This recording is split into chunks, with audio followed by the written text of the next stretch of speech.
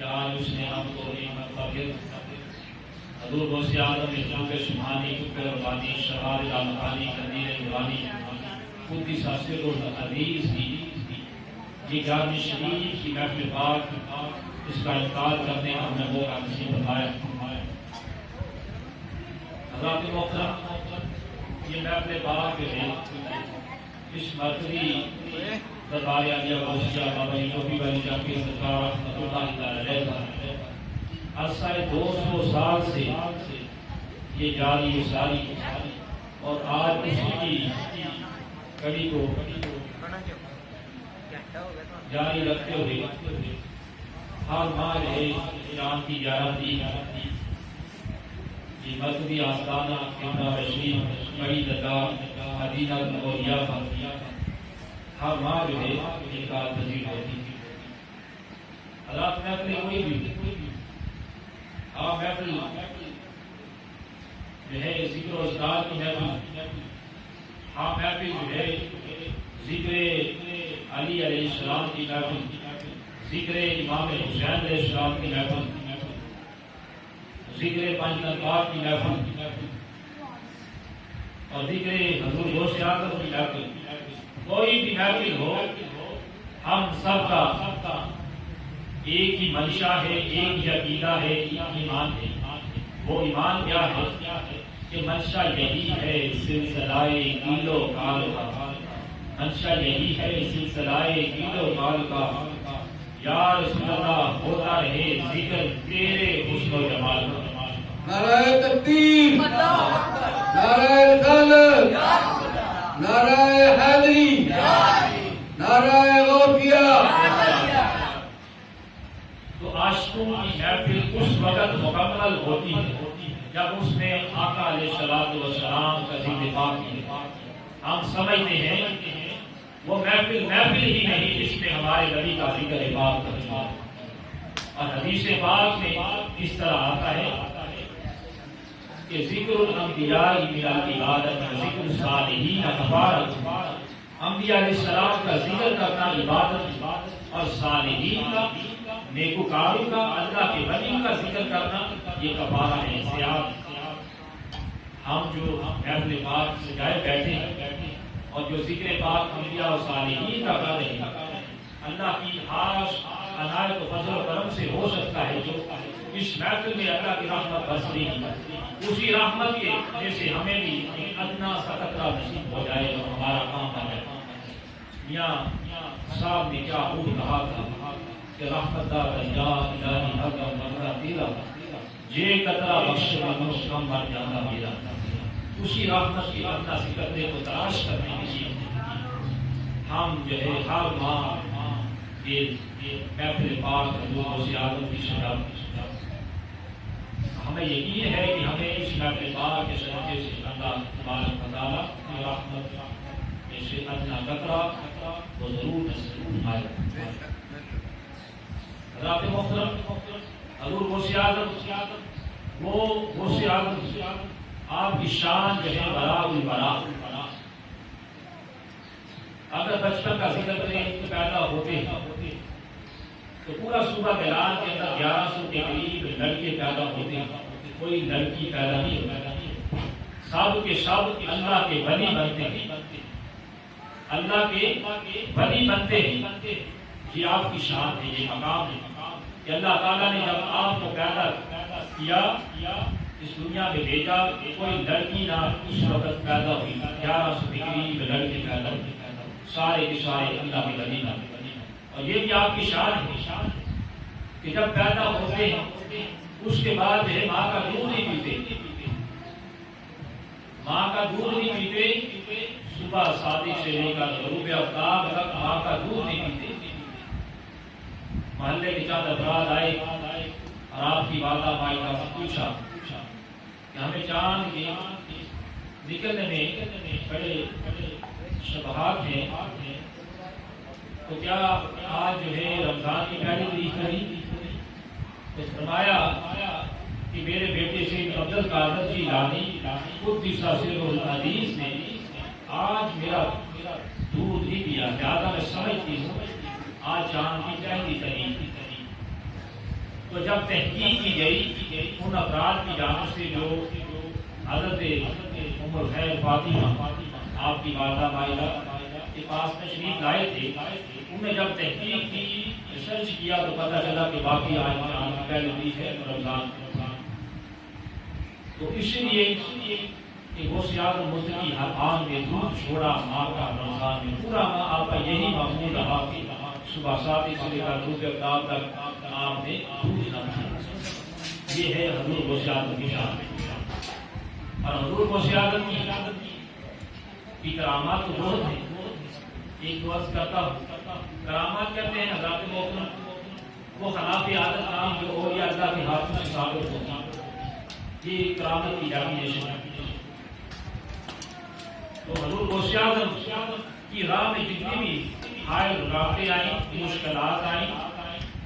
ہاں کسی نے بھی جو ہے آزمانے کی کوشش کی، حضور غوثیات کو آپ آزمائش میں پورا اترے۔ سبحان اللہ۔ حضرت احمد بن صالح بن شافعی جبری رحمۃ اللہ تعالی علیہ، سبحان اللہ، وہ مدرسہ نظامیہ میں بیٹھے تھے، حضور غوث اعظم محبوب سبحانی قطب ربانی کا آواز سن رہے تھے، آپ تقریر کر رہے تھے، اور آپ کا جو ٹاپک تھا وہ تھا قدر و قضا، قضا و قدر، جس پر آپ گفتگو کر رہے تھے، اور بڑے فقہا علماء اور مریدین کی کافی تعداد جو تھی وہ موجود تھی۔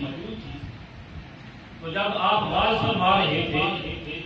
اسی دوران جو ہے چھت سے ایک بڑا سا سانپ گرا، اور آپ نے یہ چوگا شریف پہنا ہوا تھا، اس چوگے شریف میں سے داخل ہو کر سینے سے ہوتا ہوا آپ کی گردن کے گرد جو ہے لپٹ جاتا ہے، مگر آپ نے نہ تو کلام روکا، نہ ہی آپ اپنی جگہ سے ہلتے، مگر جو حاضرین محفل تھے وہ بدحواسی کے عالم میں اٹھ کر گھبرا کر تھوڑا سا بھاگے، مگر حضور غوث اعظم جو ہے نے قدم بھی نہیں بڑھایا، آپ اسی جگہ موجود رہے، گردن میں جو ہے وہ سانپ جو ہے لپٹا ہوا ہے، مگر اپنے کلام کو منقطع نہیں کیا، اپنا باز نہیں چھوڑا اور اپنی جگہ سے نہیں ہلے۔ پھر سانپ جو ہے آپ کی گردن سے اترا، آپ کے سامنے کھڑا ہو گیا، کچھ باتیں کی اور کہا کہ میں نے اتنی لمبی عمر میں بڑے بڑے اولیاء اللہ کو آزمایا ہے، مگر آپ سے زیادہ ثابت قدم جو ہے میں نے کبھی کسی کو نہیں دیکھا۔ تو حضور غوث اعظم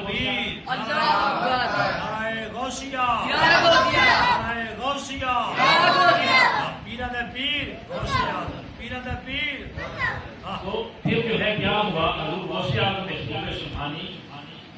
قندیل نورانی آپ فرماتے ہیں، جب حاضرین محفل میرے پاس آئے،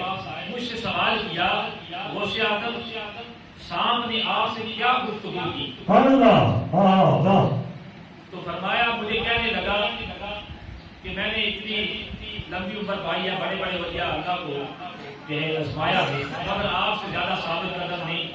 کوئی دیکھا۔ تو میں نے حضور غوث اعظم نے فرمایا، میں نے اس سانپ کو یہ جواب دیا، میں نے اس سے کہا کہ میری دراصل بات یہ ہے، میری ثابت قدمی کی وجہ یہ ہے کہ میں ثابت قدم اس وجہ سے رہا کہ میں جو موضوع جو تھا، میرا جو ٹاپک تھا، جس عنوان پر میں گفتگو کر رہا تھا، وہ قضا و قدر۔ یہ ایک ایسا موضوع ہے کہ یہ جو جہان ہے، علامہ جو ہے اصفہانی، راغب اصفہانی جو ہے، اس کی جو ڈیفینیشن کرتے ہیں قضا و قدر کہ ایک ایسا قدرت کا کارخانہ، مختلف قوانین کا مجموعہ جو سے یہ قدرت کا کارخانہ مختلف صورتوں میں ترتیب دیا گیا، اللہ تعالیٰ کی جانب سے یہ ترتیب دیا گیا ہے۔ جیسا قرآن پاک میں آتا ہے کہ اگر کوئی نیک عمل کرے گا تو اس کے لیے ثواب ہے، برے اعمال کرے گا تو پھر اس کے لیے عذاب ہے۔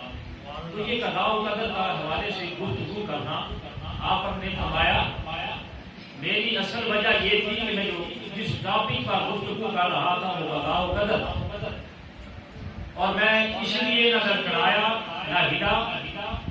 کیونکہ میں اس بات کو آزمانا چاہتا تھا اور قضاء و قدر کے حکم کے بغیر تم میرا کچھ نہیں بگاڑ سکتے تھے، میرا کچھ نقصان نہیں کر سکتے تھے، اور میں اس کا عملی مظہر بننا چاہتا تھا، لہذا میری ثابت قدمی کی یہی وجہ تھی۔ تو یہ ہے حضور غوث اعظم کی شان۔ نعرہ تکبیر، اللہ اکبر، نعرہ حیدری، یا علی، نعرہ رسالت، یا رسول اللہ۔ ماشاء اللہ۔ تو اسی طرح حضرات محترم حضور غوث اعظم نے مریض کو لیا آزمائش میں۔ میں نے پہلے عرض کیا کہ جو بھی آزمائش کی آپ اس میں آزمائش میں پورا اترے، کوئی بھی آپ کو آزمائش میں ہے وہ خرا نہ سکا اور اپنے بہکاوے بھی نہ لا سکا۔ شیطان نے بھی اسی طرح آپ پر حملہ کیا۔ آپ جو ہے تجربے کے وقت جو ہے اٹھے تھے اور نوافل ادا کر رہے تھے، عبادت میں مصروف تھے، ایک بڑا نور چمکا اور نور سے آواز آئی کہ عبد القادر، آج سے ہم نے تمہاری ساری جو ہے نمازیں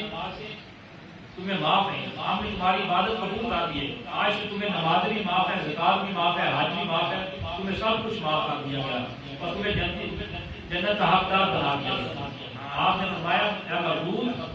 پرے ہٹ، تو کہتا ہے کہ مجھے نماز معاف ہے، نماز تو آقا علیہ السلام کو معاف نہ تھی، صحابہ کرام کو معاف نہ تھی، مجھے کیسے ادنا غلام کو کیسے معاف ہو سکتی ہے؟ آپ نے اسے دور کٹایا۔ حضرات پھر کیا ہوا؟ پھر جو ہے دوسری مرتبہ جو ہے ایک بڑا نور چمکا، اور علماء کہتے ہیں کہ دوسری بڑا نور جو تھا اس سے پہلے نور سے زیادہ تھا،